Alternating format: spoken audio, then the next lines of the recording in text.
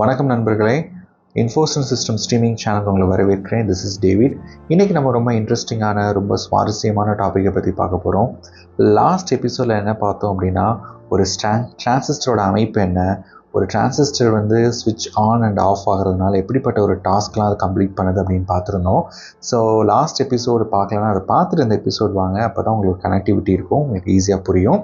So இன்றைக்கி நம்ம என்ன பார்க்க போகிறோம் அப்படின்னா, நம்ம ஆல்ரெடி தெரியும், ஒரு டிரான்சிஸ்டர்னு எடுத்துட்டோம் அப்படின்னா அதில் சோர்ஸ், கேட் அண்ட் ட்ரெயின் அப்படின்னு இருக்குது. ஸோ எப்போல்லாம் வந்து கேட்டுக்கு வந்து வோல்டேஜ் அப்ளை ஆகுதோ அப்போல்லாம் அந்த கேட் என்ன பண்ணுன்னா சோர்ஸ்லேருந்து ட்ரெயினுக்கு சப்ளையை வந்து ஃப்ளோ பண்ணும். அதே சமயம் அந்த வோல்டேஜ் வந்து 0 ஆகும்போது, அந்த கேட்டுக்கு சப்ளை வராத போது அந்த சோர்ஸ்லேருந்து ட்ரெயினுக்கு வரக்கூடிய அந்த சப்ளை ஸ்டாப் பண்ணுது. அப்போ நம்மளுக்கு என்ன தெரியுதுன்னா, ஒரு டிரான்சிஸ்டர்னு எடுத்துட்டோம் அப்படின்னா 2 கேரக்டரிஸ்டிக்ஸ் இருக்குது. அதால் வந்து சோர்ஸ்லேருந்து ட்ரெயினுக்கு கரண்ட்டை பாஸ் பண்ணவும் முடியும், அதே சமயம் ஸ்டாப் பண்ணவும் முடியும். ஸோ இன்றைக்கி வந்து நம்ம என்ன பார்க்க போகிறோம் அப்படின்னா, ஒரு டிரான்சிஸ்டர் இந்த மாதிரி 2 தன்மையாகவும் செயல்படுறதுக்கு பின்னாடி இருக்கக்கூடிய மெக்கானிசம் என்ன அப்படிங்கிறத தெரிஞ்சுக்கணும் இல்லையா? அந்த மெக்கானிசமை தெரிஞ்சுக்கிறதுக்கு முன்னாடி அதில் யூஸ் பண்ணக்கூடிய எலமெண்ட் என்னன்னு தெரிஞ்சுக்கணும். நமக்கு எல்லாருக்கும் தெரியும், நம்மளோட ஃபஸ்ட் எபிசோடில் என்ன பார்த்தோம் அப்படின்னா, ஒரு கண்டக்டிவ் ஒரு மெட்டீரியல் கண்டக்டிவாகவும் அது ஒரு இன்சுலேட்டிவாகவும் செயல்படுறதுக்கு செமிகண்டக்டர் யூஸ் பண்ணுவோம் அப்படின்னு நம்ம பார்த்துருந்தோம். அந்த செமிகண்டக்டருக்கு முக்கியமான மூலப்பொருள் சிலிக்கான் அப்படின்னு நம்ம பார்த்துருந்தோம்.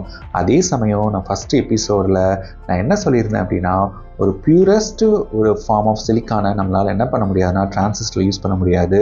அதுக்கு என்ன காரணம் அப்படின்னா, அந்த பியூரஸ்ட் ஃபார்ம் ஆஃப் சிலிக்கான் வந்து ஒரு நல்ல கண்டக்டிவ் மெட்டீரியலாகவோ இல்லை ஒரு நல்ல இன்சுலேட்டிவ் மெட்டீரியலாகவோ இருக்க முடியாது.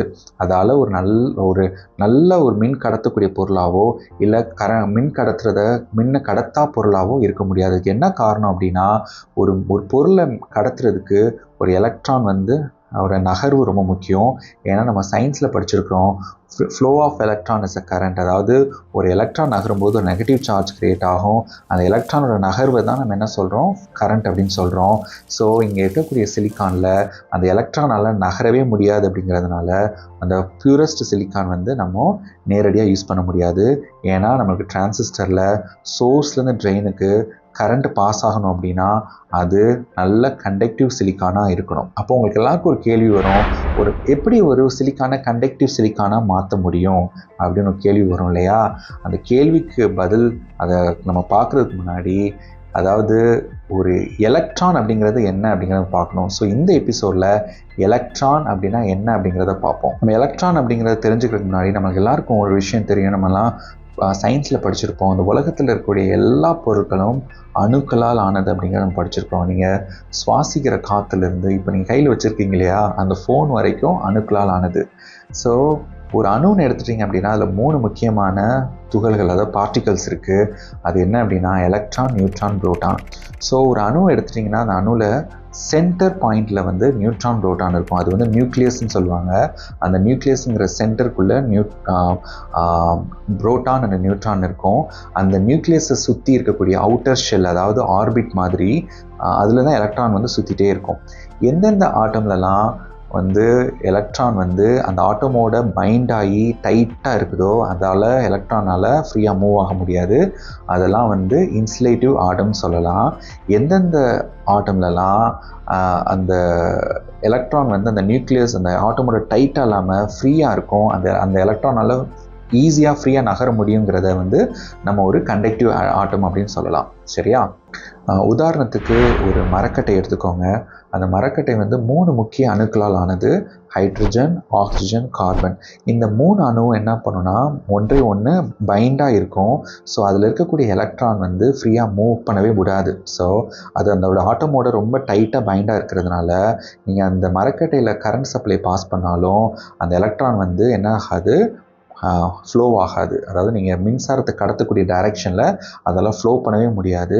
அதனால தான் அது வந்து நம்ம இன்சுலேட்டிவ் மெட்டீரியல்னு சொல்கிறோம், அதாவது மின்சாரத்தை கடத்தாத பொருள்னு சொல்கிறோம். ஆனால் காப்பர் எடுத்துக்கோங்க, அதாவது தாமிரம், அந்த காப்பரே வந்து ஒரு தனியாக ஆட்டம் அப்படின்னு சொல்கிறோம். Cu அப்படிங்கிறது அதோட குறியீடு. அந்த காப்பர் ஆட்டம் பார்த்தீங்கன்னா அதில் 29 எலக்ட்ரான் இருக்குது. அந்த 29ல் ஒரு ஃப்ரீ எலக்ட்ரான் இருக்குது, அது வேலன்ஸ் எலக்ட்ரான் சொல்லுவாங்க. சொல்லுவாங்க. இந்த வேலன்ஸ் எலக்ட்ரானை பற்றி நம்ம நெக்ஸ்ட் எபிசோடில் கொஞ்சம் தெளிவாக பார்க்கலாம். இந்த ஒரு ஃப்ரீ எலக்ட்ரானால் என்ன பண்ண முடியும்னா ஈஸியாக வந்து ஃப்ளோ ஆக முடியும், நகர முடியும், ஃப்ரீயாக எங்கேனாலும் ட்ராவல் பண்ண முடியும். அதனால தான் அது வந்து கரண்ட் கொடுத்தோம் அப்படின்னா அதால் என்ன செய்யுது, அந்த எலக்ட்ரான் வந்து மூவ் ஆகி கரண்ட்டை வந்து பாஸ் பண்ணுது. இப்போ உங்களுக்கு எல்லாருக்கும் ஒரு கேள்வி வரும், அது எப்படி ஒரு ஃப்ரீ எலக்ட்ரானால் கரண்ட் மூவ் பண்ண முடியுது அப்படின்னு. ஆனால் உங்களுக்கு ஒரு விஷயம் தெரிஞ்சுக்கோங்க, ஒன் கிராம் ஆஃப் காப்பரில் 1 ஸ்டெப் ட்ரில்லியன் அணுக்கள் இருக்குது. அதாவது இத்தனோண்டு இருக்கக்கூடிய 1 காப்பர்னால் எவ்வளோ இருக்குமா, இவ்வளோ சின்னதாக இருக்குமா, அவ்வளோண்டு இருக்கக்கூடிய அந்த காப்பரில் மட்டுமே 1 ஸ்டெப் ட்ரில்லியன், அதாவது 1க்கு அப்புறம் 24 0 போட்டிங்கன்னா என்ன நம்பர் வரும், அதாவது 1000 ட்ரில்லியன் அத்தனை அணுக்கள் இருக்குது. அதாவது இது வரைக்கும் சயின்டிஸ்டால் உலகம் கண்டுபிடிக்கக்கூடிய நட்சத்திரங்களை விட ஜாஸ்தியாக இருக்கக்கூடியது தான் 1 கிராமில் காப்பரில் இருக்கக்கூடிய அணுக்கள்.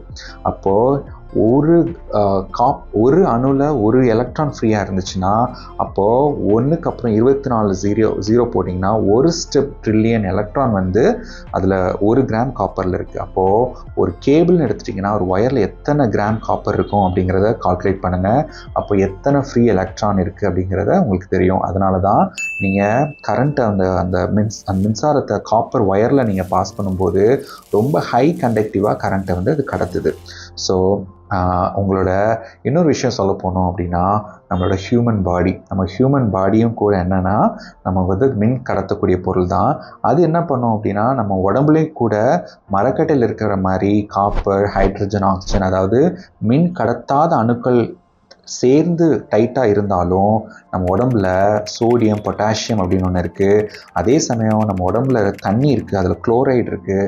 இந்த சோடியம், பொட்டாசியம் வந்து இந்த குளோரைடோடு மிக்ஸ் ஆகும்போது அங்கே என்ன ஆகுது அப்படின்னா அதாவது சோடியம்லேயும் பொட்டாசியம்லையும் ஒரு ஃப்ரீ வேலன்ஸ் எலக்ட்ரான் இருக்குது காப்பரில் இருக்கிற மாதிரி. ஆனால் இங்கே என்ன நடக்கும் அப்படின்னா அது வந்து நம்ம தண்ணியில் இருக்கக்கூடிய குளோரைடோடு மிக்ஸ் ஆகும்போது அந்த ஒரு எக்ஸ்ட்ரா இருக்கக்கூடிய எலக்ட்ரான் வந்து காணாமல் போயிடும், அதாவது மறைஞ்சு போயிடும். மறையும் போது அங்கே ஒரு வெற்றிடம் உருவாகும். அந்த வெற்றிடத்தை வந்து நிரப்பும்போது பக்கத்தில் இருக்கக்கூடிய எலக்ட்ரான் வந்து நிரப்பும் போது அங்கே வந்து ஒரு ஹோல் கிரியேட் ஆகும். அது வந்து பாசிட்டிவ் சார்ஜ்னு சொல்லுவாங்க. ஒரு விஷயம் நல்லா தெரிஞ்சுக்கோங்க, எலக்ட்ரான் நகண்டுச்சு அப்படின்னா அது நெகட்டிவ் சார்ஜ். எலக்ட்ரான் இருக்கக்கூடிய இடம், அதாவது அது விட்டு வந்த இடம் நகர்ந்துச்சுன்னா அது வந்து பாசிட்டிவ் சார்ஜ். ஸோ நம்ம உடம்புல அது எலக்ட்ரான் வந்து காணாமல் போய் வெற்றிடம் நகர்றதுனால நம்ம வந்து பாசிட்டிவ் சார்ஜ் கண்டக்டர். ஸோ அதனால தான் நீங்கள் கரண்ட்டு போகிற ஒயரில் கை வச்சிங்கன்னா உங்களுக்கு உங்கள் உடம்பு வழியாக அந்த சோடியம் அயான், அதை என்ன சொல்லுவாங்கன்னா சோடியமும் குளோரைடும் மிக்ஸ் ஆகிற சோடியம் அயான்னு சொல்லுவாங்க. அது இருக்கிறதுனால உங்களுக்குடைய அந்த பாசிட்டிவ் சார்ஜ் வந்து கேரி ஆகிறதுனால அந்த மின்சாரத்தை உணர்றீங்க. அதனால தான் ஷாக்கை ஃபீல் பண்ணுறீங்க. ஸோ ஒரு கற்பனை பண்ணி பாருங்களேன், உங்கள் உடம்புல இந்த மாதிரி கண்டக்டிவ் பண்ணக்கூடிய ஆட்டமெல்லாம் ரிமூவ் பண்ணிடுறோம். சோடியம், பொட்டாசியம், இந்த பாஸ்பரஸ், கால்சியம், இது எல்லாத்தையும் ரிமூவ் பண்ணிட்டோம்னு வச்சுக்கோங்களேன். நம்ம உடம்பு என்னவா மாறிடும் அப்படின்னா பியூர் இன்சுலேட்டிவ் மெட்டீரியலாக மாறிடும். அதே சமயம் செத்தும் போயிடுவோம். ரைட்டா? ஸோ இப்போ உங்களுக்கு ஒரு நல்ல ஒரு விஷயம் தெரிஞ்சு எலக்ட்ரானோட நகர்வு எவ்வளோ முக்கியம் அப்படின்னு உங்களுக்கு எலக்ட்ரான் அப்படின்னா என்ன அப்படிங்கிறது உங்களுக்கு தெரிஞ்சிருச்சு இல்லையா? ஸோ இப்போ சிலிக்கானுக்கு வருவோம். சிலிக்கானில் எலக்ட்ரானால் ஃப்ரீயாக நகரவே முடியாது. ஸோ அதை ஃப்ரீயாக நகர்த்துறதுக்கு அதில் வந்து இன்னொரு மெட்டீரியலை மிக்ஸ் பண்ணுவாங்க, அது இம்பியூரிட்டிஸ்ன்னு சொல்லுவாங்க. அதை பற்றி நம்ம நெக்ஸ்ட் எபிசோடில் ரொம்ப சிம்பிளிஃபைடாக நம்ம பார்க்கலாம். அது வரைக்கும் ஸ்டே டியூன்ட். தேங்க்யூ.